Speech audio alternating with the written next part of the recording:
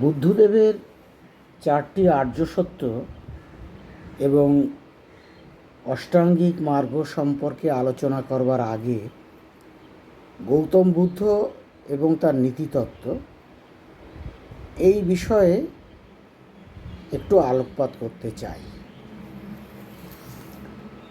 বৌদ্ধ দর্শন এক বিশিষ্ট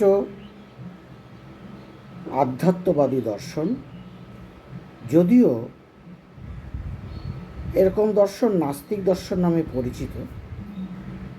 বুদ্ধদেব ভারতীয় চিন্তাধারার নতুন গতিপথ নির্দেশ করেন। এখানে উজ্জ্বল সাহিত্য ও শিল্পকর্ম পরিলক্ষিত হয়। এরূপ দর্শনে এক মৌলিক চিন্তাধারার প্রচার লক্ষ্য করা যায়।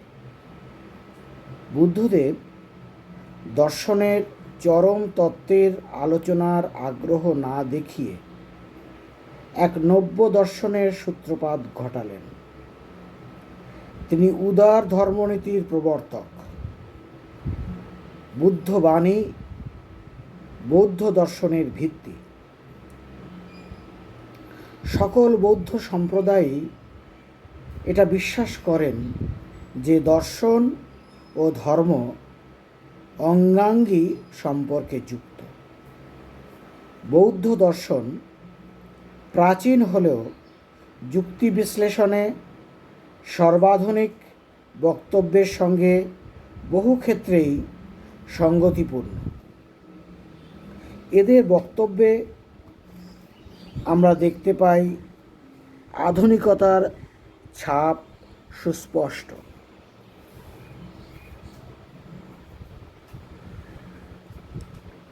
গৌতম বুদ্ধের সংক্ষিপ্ত জীবন।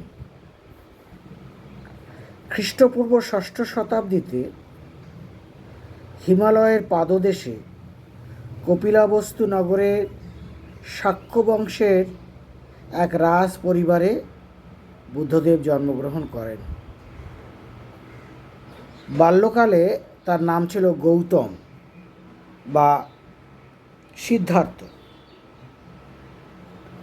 তার জন্মের 7 দিন পরে তার মা মায়াদেবী পরলোক গমন করেন।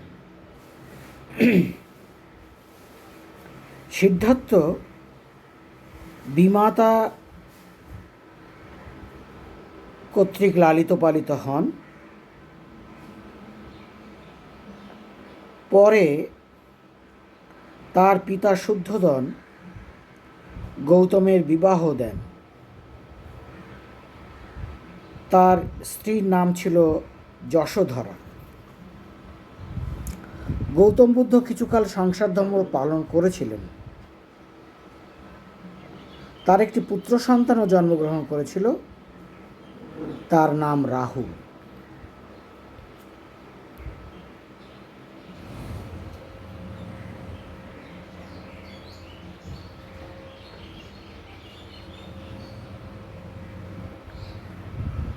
সন্ন্যাস গ্রহণ ও বুদ্ধত্ব লাভ।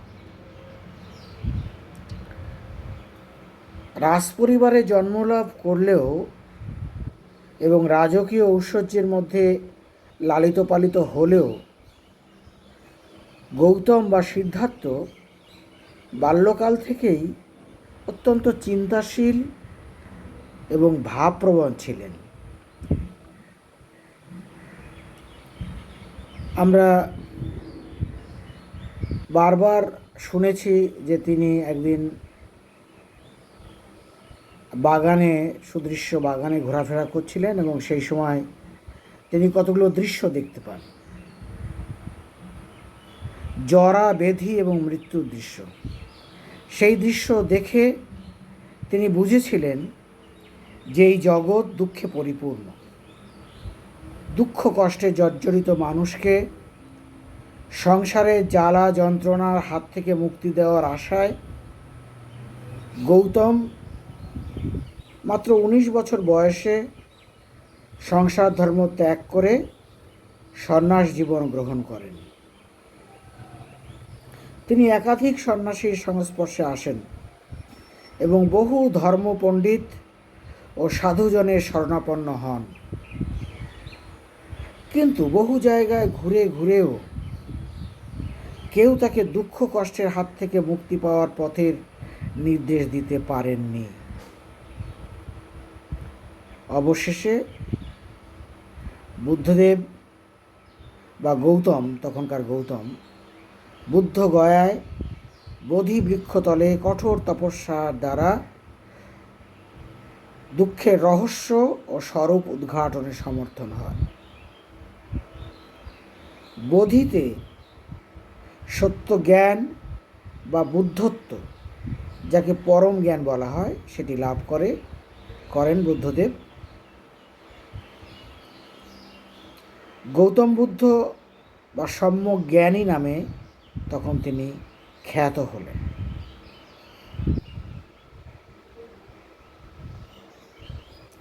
বুদ্ধদেবের মত ও বাণী প্রচার।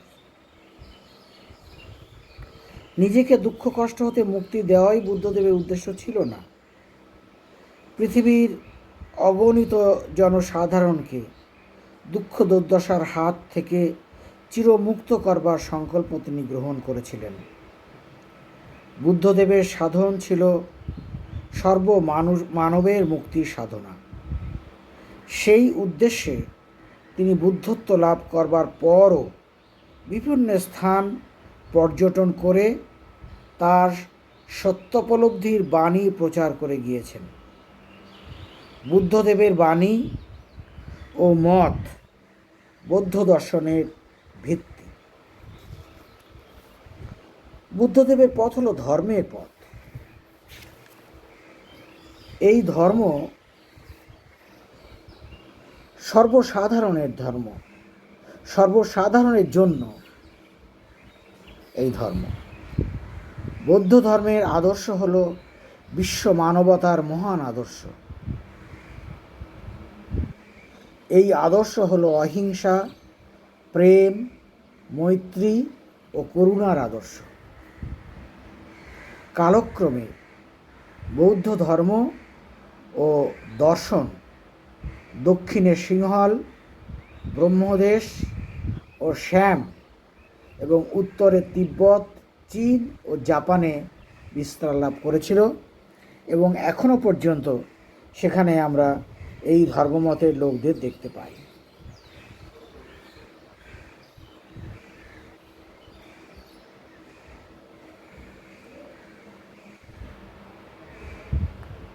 প্রাক বৌদ্ধ যুগে নীতিতত্ত্বের কী অবস্থা ছিল সেই বিষয় নিয়ে আমরা এখন একটু আলোকপাত করবার চেষ্টা করব অতি সংক্ষেপে। বুদ্ধদেবের আবির্ভাবের পূর্বে ভারতবর্ষের মাটিতে উপনিষদের চিন্তাধারা বিকাশ লাভ করেছিল। উপনিষদের কোনো কোনো সূত্রে জড়বাদী চিন্তাধারার ছাপ পরিলক্ষিত হয়। সেজন্য কোনো কোনো পণ্ডিত এই অভিমত ব্যক্ত করেন যে বুদ্ধদেবের আবির্ভাবের আগে ভারতবর্ষে জড়বাদী দর্শন বিকাশ লাভ করেছিল। ভারতবর্ষে চারবাক দর্শনকে আমরা দেখেছি, জড়বাদী দর্শন, চারবাক দর্শন। আবার সাংখ্য ও যোগ দর্শনের সিদ্ধান্তের সঙ্গে বৌদ্ধ দর্শনের মূল বক্তব্যের কিছু কিছু সাদৃশ্য পরিলক্ষিত হয়। সেজন্যে কোনো কোনো দার্শনিক মনে করেন প্রাক বৌদ্ধ যুগে এই দুটি দর্শনের আবির্ভাব ঘটেছিল। অবশ্য অন্য দিক থেকে আমরা দেখি অনেক সমালোচক এই মতবাদের তীব্র বিরোধিতা করেছেন। তাদের মতে ভারতবর্ষের মাটিতে জড়বাদী চারবাক দর্শন, সাংখ্য এবং যোগ দর্শনের পূর্ণ বিকাশ ঘটেছিল বৌদ্ধ দর্শনের আবির্ভাবের অনেক পরে। কিন্তু বৌদ্ধ দর্শনের আবির্ভাবের আগে উপনিষদের চিন্তাধারার পূর্ণ বিকাশ ঘটেছিল, এই বিষয়ে সকলেই একমত।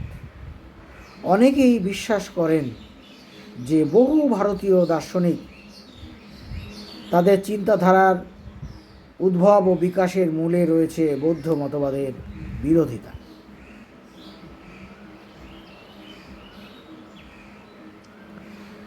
প্রাক বৌদ্ধ যুগে তিনটি চিন্তাধারা আমরা দেখতে পাই। ডক্টর সুরেন্দ্রনাথ দাশগুপ্তের মতে প্রাক বৌদ্ধ যুগে ভারতবর্ষে তিনটি চিন্তাধারা পরিলক্ষিত হয়। প্রথমত যাগযজ্ঞের উপর অগাধ বিশ্বাস, যার মাধ্যমে কোনো কাম্য বস্তু মানুষ লাভ করতে পারে। দ্বিতীয় হচ্ছে ব্রহ্মই চরম সত্য বা পরম তত্ত্ব এবং আত্মাই একমাত্র নিত্য ও চিরন্তন সত্য। উপনিষদের এই বাণীর প্রতি চরম আস্থা। তৃতীয়ত কোনো সনাতন বা শাশ্বত নিয়মে অবিশ্বাস। কোনো ঘটনার উৎপত্তি বিশ্লেষণে আকস্মিকতার উপর অত্যাধিক গুরুত্ব আরোপ করা হতো। একদিকে যাগযজ্ঞের উপর মানুষের অগাধ বিশ্বাস ও শাস্ত্রের প্রতি অন্ধ আনুগত্য, অপরদিকে ব্রহ্মই সত্য এই অদ্বৈতবাদের বিকাশের ফলে দার্শনিক তত্ত্বালোচনা অধিকতর শ্রেষ্ঠ বলে বিবেচিত হতো। এই পটভূমিকায় ভারতের মাটিতে বৌদ্ধ দর্শনের আবির্ভাব ঘটেছিল। বুদ্ধদেব প্রশ্ন তোলেন, যাগযজ্ঞের মাধ্যমে মানুষের দুঃখ কষ্টের হাত হতে মুক্তি লাভ করবে বা পরমার্থ লাভ করতে সক্ষম হবে এমন নিশ্চয়তা কোথায়? দার্শনিক তত্ত্বালোচনা কি দুঃখ দুর্দশাগ্রস্ত মানুষকে চিরমুক্তি লাভ করতে সহায়তা করবে? যাগযজ্ঞের প্রতি বা দার্শনিক তত্ত্বালোচনায় বুদ্ধদেবের আদৌ কোনো বিশ্বাস ছিল না। তাই উপনিষদের চিন্তাধারার প্রভাবান্বিত না হয়ে বুদ্ধদেব সম্পূর্ণ মুক্ত চিত্তে মানুষের দুঃখ মুক্তির উপায় অনুসন্ধানে ব্রতী হন। তাই মানুষকে নিয়েই বুদ্ধদেবের দর্শন, তার উপদেশ ও বাণী মানুষের চিরমুক্তির পথের নির্দেশনা বা নিশানা নির্দেশ করল।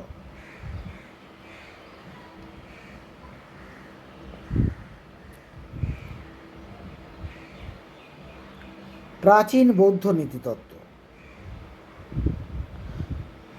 কোনো গ্রন্থের মধ্যে বুদ্ধদেব নিজে তার মত ও বাণী লিপিবদ্ধ করে যাননি। তার উপদেশাবলী মুখে মুখে প্রচারিত হয়েছে, কিন্তু দেশ ও কালের পরিবর্তনের সঙ্গে সঙ্গে বৌদ্ধ দর্শনের নানা রকম ব্যাখ্যা আমরা দেখতে পাই। কিন্তু এই সকল ব্যাখ্যার মধ্যে কোনটি যে প্রকৃত বুদ্ধ মত তা নির্ণয় করা খুব কঠিন।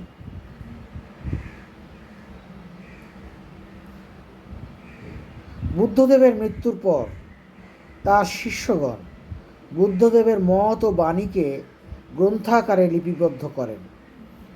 এই গ্রন্থগুলি তখনকার প্রচলিত যে ভাষা, পালি ভাষা, সেই ভাষায় রচিত হয়েছিল। এইগুলিকে পিটক বলা হয়। অনেকের মতে বুদ্ধদেবের মত ও বাণীগুলি এই পিটকের মধ্যে সঠিকভাবে লিপিবদ্ধ হয়েছে এবং পালি পিটককে যে সকল উক্তি আছে সেইগুলি বুদ্ধদেবের নিজস্ব উক্তি। কিন্তু অনেক বৌদ্ধ দার্শনিক একথা স্বীকার করেন না। তাদের মতে পালি পিটক বৌদ্ধ দর্শনের প্রামাণ্য গ্রন্থ নয়, কারণ পালি পিটককে বৌদ্ধ মত ও বাণী যথাযথভাবে লিপিবদ্ধ হয়নি। যাই হোক না কেন, বৌদ্ধ দর্শনের সুপ্রাচীন গ্রন্থ বলতে আমরা পালি পিটককেই বুঝি। এই পিটক তিনটি ভাগে বিভক্ত, সেজন্য এদের ত্রিপিটক বলা হয়। এই পিটকগুলি হলো বিনয় পিটক, সুত্ত পিটক ও অভিধর্ম পিটক।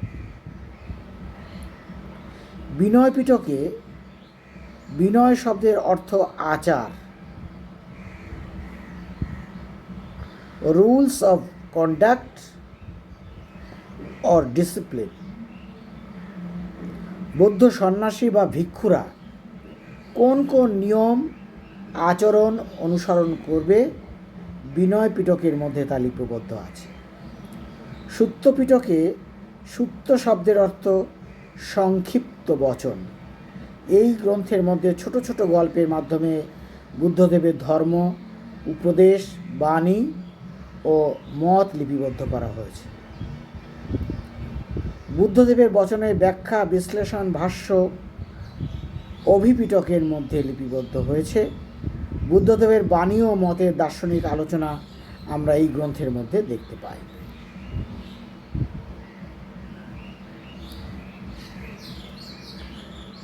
নীতিতত্ত্ব।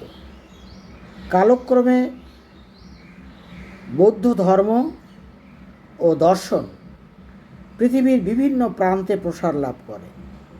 দেশ ও কালভেদে বিভিন্ন ধারণা, বিশ্বাস ও যুক্তি বৌদ্ধ দর্শন ও ধর্মের মধ্যে প্রবেশ লাভ করে। ফলে পরবর্তীকালে বৌদ্ধ দর্শন ও ধর্ম বহুলাংশে পরিবর্তিত ও পরিবর্তিত হয়েছে। বিভিন্ন দেশে ও বিভিন্ন সময়ে বৌদ্ধ ধর্ম ও দর্শনের উপর অসংখ্য গ্রন্থ রচনা করা হয়। এই গ্রন্থগুলির সংখ্যা এতই অধিক যে কোনো মানুষের পক্ষে এক জীবনে বৌদ্ধ দর্শনের উপর রচিত সমস্ত গ্রন্থ পাঠ করা সম্ভব নয়। যাই হোক, আমরা পরবর্তী ক্লাস শুরু করবার আগে আজকে এই সংক্ষিপ্ত ইতিহাস জেনে নিলাম। এইটি আমাদের ভূমি প্রস্তুত করতে সাহায্য করবে পরবর্তী আলোচনাগুলো করবার জন্য। ধন্যবাদ সবাইকে যারা আজকের এই ক্লাসে অংশগ্রহণ করেছো।